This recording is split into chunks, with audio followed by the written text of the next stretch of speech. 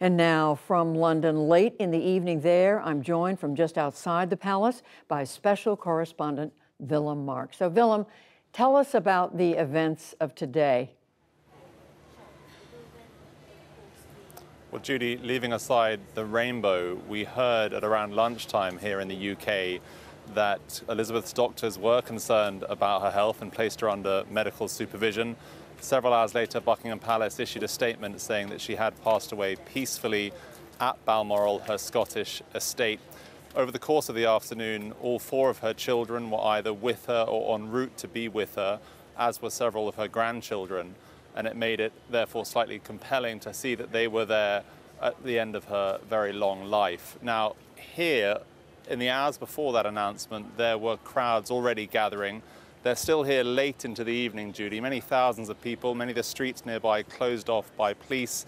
Every so often you'll hear a rendition of the national anthem start to break out amongst groups of people here, with, of course, the words changed from God Save the Queen, an anthem that British people have known for 70 years now, to God Save the King, to celebrate the new king, Charles III. And Willem, we know that there's much to come in the days ahead. Tell us a little about what the palace has planned. Well, of course, you might imagine, Judy, that the specific details of the funeral have been worked on for many, many years. The palace have not quite released the timetable around that, but because she's passed away in Scotland, her body will be taken from Balmoral, about 40 miles west of the city of Aberdeen, to the capital there, Edinburgh.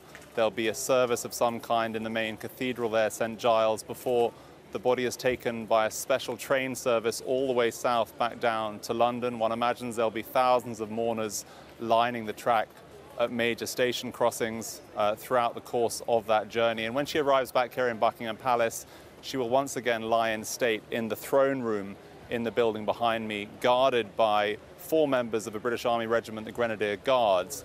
Following that, there will be a funeral. We don't yet know the exact date, and of course, there will be a formal proclamation that Charles is now the king. And I should say that across the nation there will be tolling of bells. Many of the masts, like the one behind me, will be flying half-mast, many of the flags, for many days. There'll be 10 days of national mourning, a month of mourning in the court. Members of the royal family and their staff wearing black armbands. Royal Palace is closed, and many other businesses here facing a national public holiday. Well, clearly so much tradition, but such a personal outpouring. It's just a tremendous tribute to see. Willem Marx joining us tonight from outside Buckingham Palace. Thank you, Willem.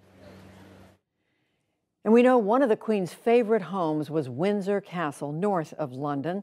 Malcolm Brabant was there tonight as Britons absorbed the news of the Queen's passing. He sent us this dispatch. They came to the statue of another great queen, Victoria, to pay tribute to the longest-serving monarch in British history and to mark the end of this Elizabethan era. I think we just wanted to thank the Queen for her reign and everything she's done for the country and the world, and we wanted to come tonight to pay our respects. She devoted her whole life to our country, her people and the Commonwealth, and there'll never be another queen like her. How emotional are you about this? Very. Yeah. It was such a shock. You know, 48 hours ago she welcomed our new Prime Minister, and now she's gone. Yeah. It'll never be the same. No. Late into the evening, people streamed into Windsor to experience a unique moment and to reflect on the Queen's achievements. So it's as if the rug's been pulled out from underneath us as a country. The Queen's been there through all of the difficult moments. We've celebrated with her, we've mourned with her, and she just epitomises what the British culture is about, really. You know, she's just got on with things. She's been a great support to everybody, and we, the UK and the world, have lost a fabulous, wonderful lady. The mood was sombre as Britons came to terms with the changing of the guard. Well, I'm 72. I've never really known life without the Queen. I thought she served the country well. She's somebody to be admired, somebody to be followed, and an example to us all. She'll be greatly missed, and I hope the future in Charles's hands will be secure. this country is now entering uncharted territory. For the past 70 years, the Queen has been respected as a symbol of unity and stability. But Prince Charles, now King Charles, is a completely different character. He's seen by some as being a divisive figure, and he has a hugely difficult task ahead of him to unite the country during a very troublesome time.